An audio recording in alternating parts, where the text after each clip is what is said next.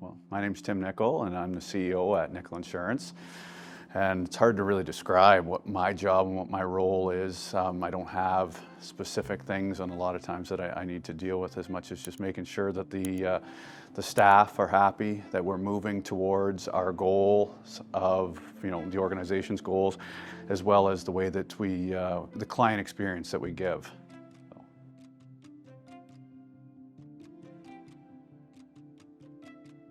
I don't even know the whole story of Nicol Insurance, right? Like Nicol Insurance, I know that my dad started, and he tells the story a lot about, when he started his business in 1970 something. He started with a phone book and a desk, right? And he's very proud of what this company is now from where that all started. It's morphed so many times throughout the years as amalgamations have happened, acquisitions, and just growth along the way to be a place where we are with like 50 people in multiple different locations throughout southwestern Ontario. So it's changed a lot throughout the years.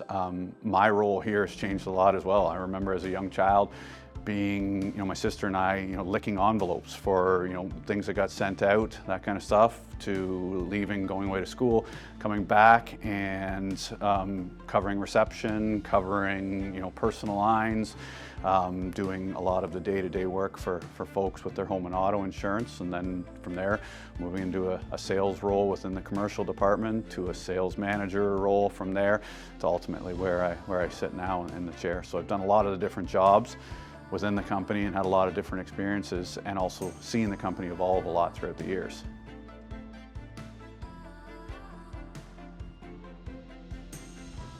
What's the thing that made me decide to go into insurance? I mean, honestly, I went away to school to take marketing, which I did for a couple of years.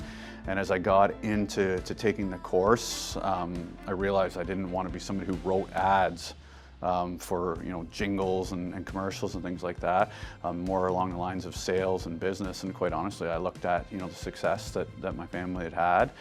My grandfather worked in the business as well as my dad, and so kind of decided at a certain point, like, if business is what I want to be in, this is where I wanted to live. I knew I didn't want to live in Toronto or abroad in any different kind of way. So it was a pretty good opportunity for me to be able to come back into a stable, well-established business and continue to grow my career in a way that I could do things that I like doing. So it's opportunity probably as much as anything. And believe it or not, it was nothing specific to do with insurance, other than it just happened to be, where I could be. I mean, nobody likes insurance policies. That's just the cold, hard reality of it, right? So, yeah, it's funny how it works. Like, the people are obviously what brings most things together, and you get one good person, and then that helps you to attract the next good person, the next good person. Now you're coming to join an organization as opposed to coming to join a job that's an insurance job or something like that. That's the way I view it, at least.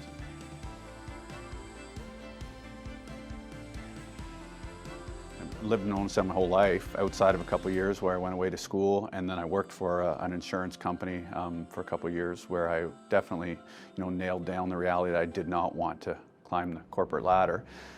So I've lived in Owenstown my whole life, as I say. What do I love about it? I love the small town feel of it. Obviously, I love the fact that we're surrounded by beauty. We take for granted the fact that Georgian Bay is right down the road, Blue Mountain's not far, Sauble Beach, the Bruce Peninsula. We have all of these things at our fingertips. Most of all, it's just, I just grew up in a situation where I have fantastic friends now that I started friendships with at 5 years old. And so, that's probably somewhat unique, that you grow up in that type of a setting, and it's just the kind of scenario where I'd like to see my kids have that same life and experience.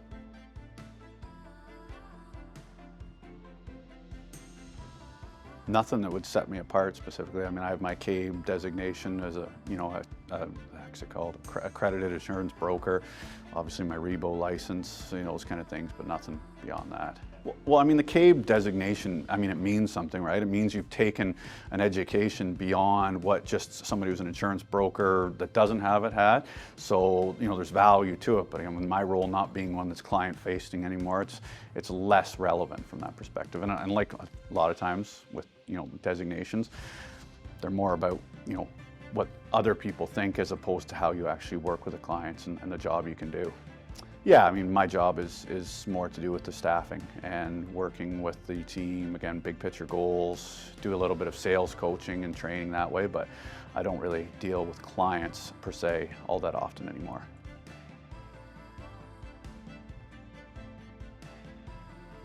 Well, I worked for a large insurance company, one of the largest ones in Canada, right? So it's different than an insurance brokerage setting, but still, I mean, it's like you come to work and you're a person that's there and you got a check card that, you know, you swipe when you walk in the building, and maybe that's as much as it comes down to, you know, the feeling you have of being part of something from an organization and the culture and the feel of what you want to be. So, I mean, I would say honestly more what's driven my kind of thought process on the way Nicol Insurance should operate is my experience in sports, right? Where I've been a part of teams, and you know, you're a part of seeing where people feel like there's something, and been a part of times where people are disconnected from what the team is trying to do.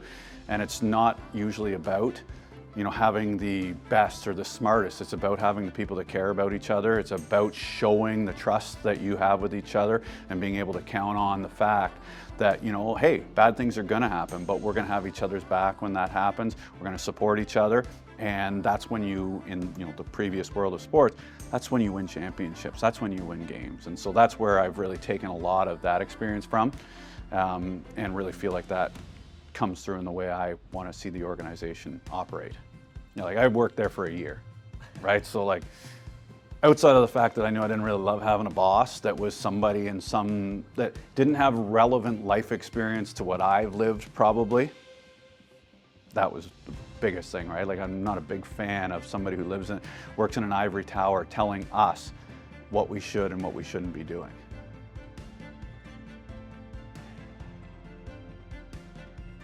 Yeah, I mean, I hope so. It's so far in the past, a lot of it, that I can't honestly speak in terms of saying like, well, I've done it, so I know. It's so long ago. I mean, I hope what makes me relatable to the staff is the fact that I actually care about them, right? Each and every one of them. And I want to see them and their families happy, and I want to see them feel like whatever their success is, I want to see them hit that.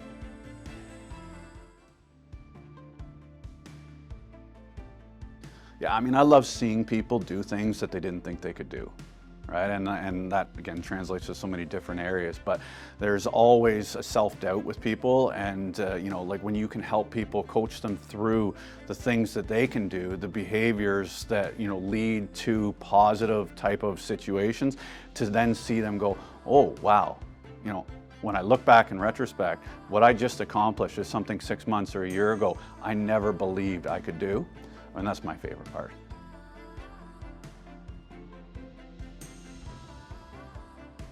I mean, what I think Nicol Insurance is that's maybe different is, I mean, in my opinion, we're a company that's kind of swimming upstream, right? In a world where you turn on your TV, you turn on your internet browser and you see endless insurance ads about saving 15%, save 20%, save 30%, go online here. We are kind of the anti that. We're still the people that are down the road from you that are there to not just get you that 15% cheaper, but in fact, get you the right thing for you, to listen to you, to have conversations with you about your family, about what's important to you, so that you can make educated decisions that at the end of the day, hopefully turn into good financial decisions, but also help you to know that you can sleep at night. So many people lose the fact when they go insurance shopping that what they're doing is protecting their family and their single biggest assets that they'll ever have in their life, right? And what gets lost is what would happen in the event of.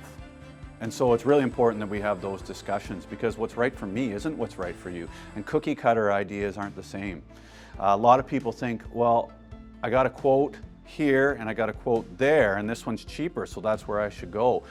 But what most people don't realize is an insurance policy is not an insurance policy is not an insurance policy. There's many different factors that go into what's in a policy that change things dramatically. It's a product that's sold, that's a promise to be there when people need you. If you don't take the time to understand what people need, I don't know how you make the promise to be there when they need you. It's not like when you go to a hairdresser, as an example, and you go to, you know, a discount hair place and you get a haircut, or you go to a high-end salon and get a haircut where you could look in the mirror and you can see that there's a difference in the product that you just got. Unfortunately, where you find out in our world, whether or not you got the product you thought you did, is on some of your worst days in your life. So our job is to talk with people. Our job is to still learn about them, to care about them, and to then sometimes have discussions with them that they don't like, because they're discussions that are real life situations that put them in a position where they have to actually think about, if this did happen, what do I want my family to be? How do I want things to be looked after? What is my expectation in that moment? And take it away from just the fact that, again, well, I could get it cheap online for 15% less, but do I really know whether or not that promise is going to be there? Like a contractor is another example too, right? Like the hairdresser, right? Like a contractor is the same thing. You hire somebody that's an odd job to build you a garage, or you hire somebody that's a licensed contractor, and you can actually, again, physically see. It's a challenge for our industry, is again, like, how many people have ever read their insurance policy? And even if they did, how the hell would they know what it meant? That's our job.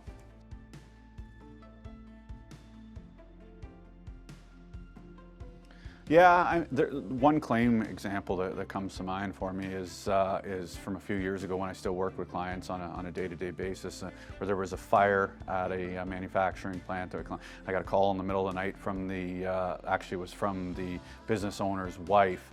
They were on the side of the road. The fire was burning, and the stress of the situation actually caused a heart attack as well. And so the owner of the business was in an ambulance going to the hospital, and so was able to talk through the situation, get everybody calmed down, looked after, and as the next number of weeks moved on, we were able to work through the situation.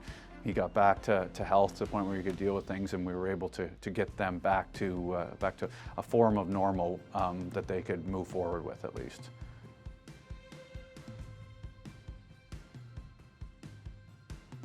So for me, clients are staff too, right? And so like, I have a few different examples. One in particular of a person that I worked with that really didn't believe that they could accomplish the level of success that they saw other people within the organization accomplish. And so, that led through different situations of things that they were dealing with in their personal life, and all of the things that happen in your life to get you to that point where you don't believe in yourself. And we were able to work through over, probably a year-and-a-half process, getting consistency into what it was that was being done, to the point where that level of success that was viewed as unattainable was finally achieved, and then actually surpassed. And then to be able to have those conversations with that person from that point on about how, where we came from to where we got to, was really, really powerful. And for me, again, the kind of thing that was like, this is why you do this job.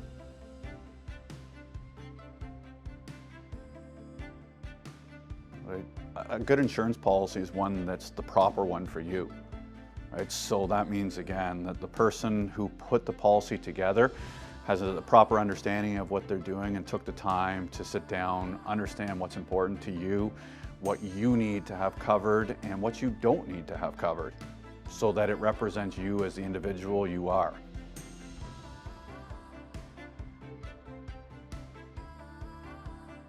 I guess at the core, a bad insurance policy is the one that's not there when you need it.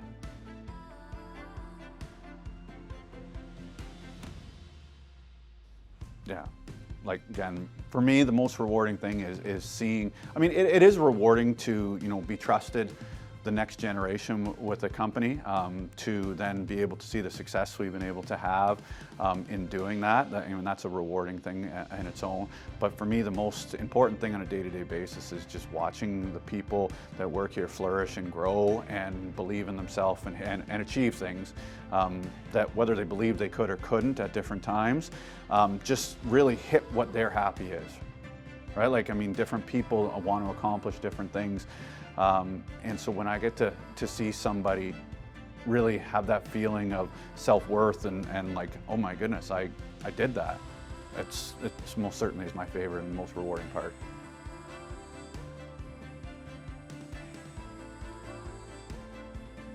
I mean, I'm a quote guy in general. Like, I don't have a quote that's specific, but I love to, look at different, motivational quotes and different things at different times. So, yeah, I mean, I don't have any one, but I like to find within, different things, depending on the mood you're in, whatever, different messages that can be uplifting. It's just fun to hear other people's, again, situations where they've had the same kind of challenges that you or someone else may have had, and how they can overcome them, and realistically, why can't you then, kind of thing. So, I mean, that's not really an answer, but it's kind of the best one I got for you in that situation.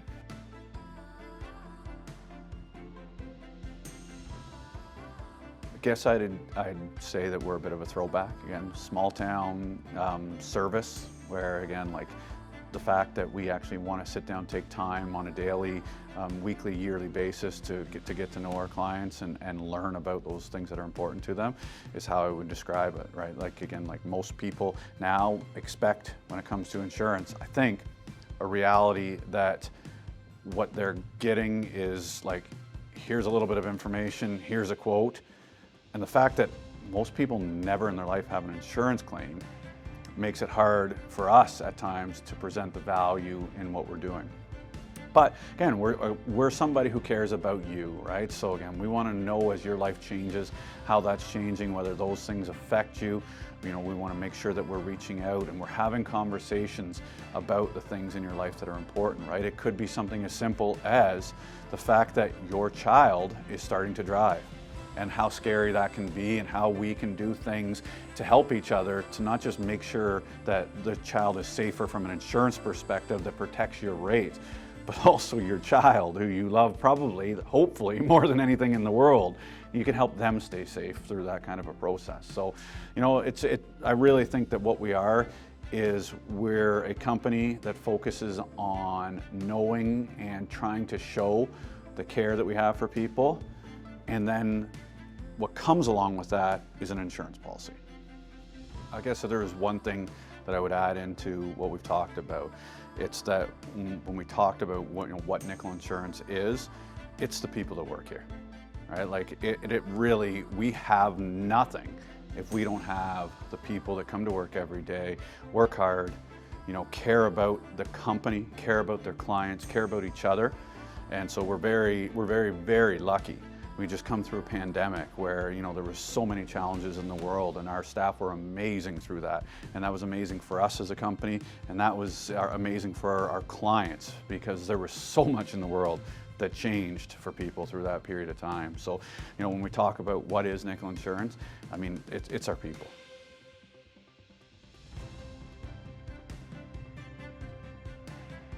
Yeah, I mean, I think what I would say is know what you're looking for, right? Because what we are as an organization isn't for everybody, right? Like, some people, what they want is to be able to go on the internet at midnight and do everything that they need to do and never talk to a person. We still have the options of technology to, work through computers and email, to work through computers and email and all that different kind of stuff to make your life easier. But again, the core of what we're trying to do is work with people that have the same mentality that we do, that they still want to have those relationships. So, don't go after something. Maybe that's not the right terminology to use, but like, if you know that what you want is the proper coverage with the relationship, then that's the kind of thing you should look for as a broker like us. If you don't, then, I mean, you can probably save yourself some time and get an online quote, which there's nothing wrong with doing that. It just depends on knowing you and what it is that you need and want, because at the end of the day, and most people never have an insurance claim, so what you're buying is peace of mind. You're obviously buying a product that at the end of the day, it's going to be there or not going to be there when something bad happens. But if you get the peace of mind from dealing with it in one way versus another, then that's the road you should go down.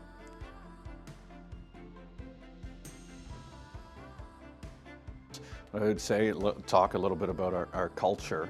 I mean, I guess as an organization, and what we try to have here, and what we know we have, is a fantastic team of people who buy into all the things we've talked about caring about the client, right?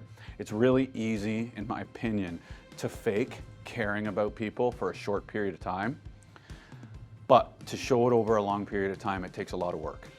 and you really can't fake that. And so we're very lucky here to have an amazing team of people who are in line with the company's vision of who we want to be and what we want to provide to our clients. And because of that, we're able to, confidently say that we believe that every one of our clients has somebody looking out for them that has their best interests at heart.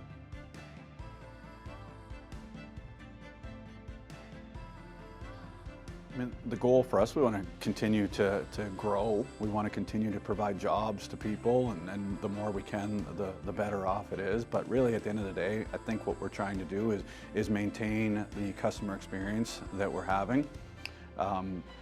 We've had some success of growth through acquisition, and that's never something that's completely off the table. But we feel really good about the organic growth through like-minded people who appreciate and want the service that we give, continuing to refer other people that are like-minded, their friends, their family, that want those same things and have the growth that we're having. So, who knows what the future holds for us. We really enjoy being independently owned and run. To the point I made earlier about not wanting to, climb the corporate ladder. As the two main leaders within the organization, being 40 years old, we have a desire to remain what we are, and not become just another member of the corporate conglomerates that are taking over a lot of what we do.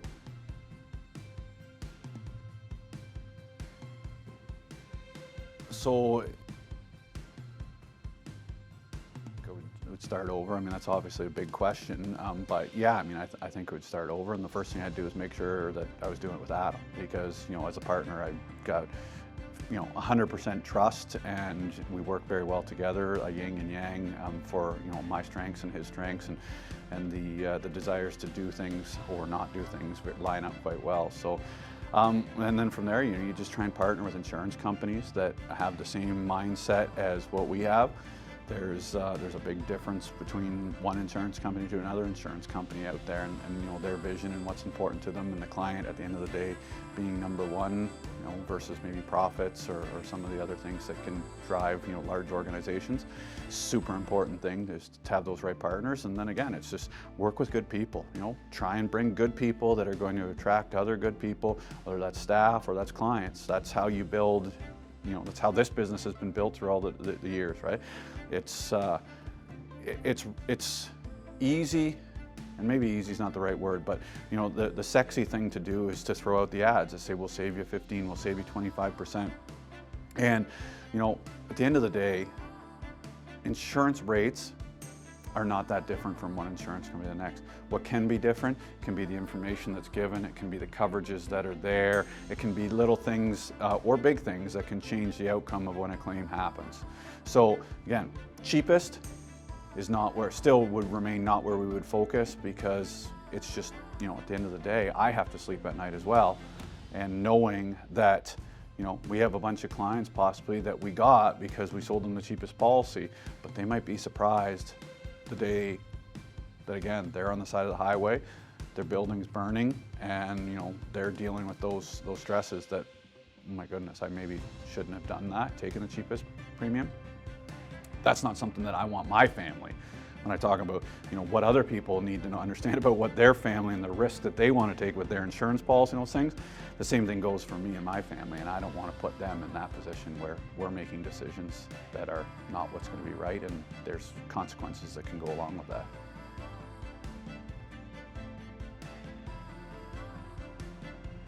I mean, I think it's, you gotta know your core client, right? Know your business and know what you're trying to accomplish. And when you know what you're trying to accomplish and what you're trying to do, don't get distracted by the frills and the things that happen that you see, and oh my goodness, well, we lost this or we didn't get that because of this, right? If you know what you're trying to do and you feel confident in what it is and you stick to your plan, assuming it's going to be, it's a good plan over the long run, it's what pays off. And I think for us, that's what's led a lot to the success, is knowing our core client. And we have a lot of pressure at times from insurance companies, as an example, to say, give us all of your clients' email addresses and put them all into this portal. They all want to be they want this, they want to be on their phone dealing with this, they don't want this. And we just say, we understand what your position is, but we also understand that that's not what all of our clients want. There's some of our clients that want that, and the ones that do want that, we should give that to them and offer them that, and we can and we will. But our focus is about being in the communities. Our focus is about being part of it, and again, caring about them. And if somebody doesn't want to take the 15 minutes or the half an hour to go through things properly, maybe they're just not a good client for us. We could deviate from that, and we could go, well, I mean, we didn't write any business last month, and it's all because we didn't quote these policies. Next month, let's write a bunch. But what ends up happening? Then our clients that are the core client that we care about, the 80-20 rule, right? They become, because they're not noisy, they become people who don't get the attention that they deserve, because we're trying to please the people that don't fit into who we want to be and what we want to deliver.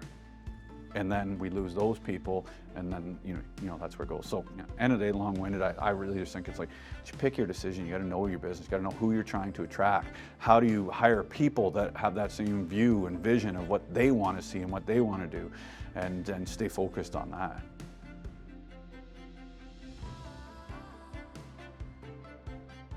Yeah, I mean, obviously I wasn't even born when things started, so I can only go so far back in time. But I would say the core client's the same.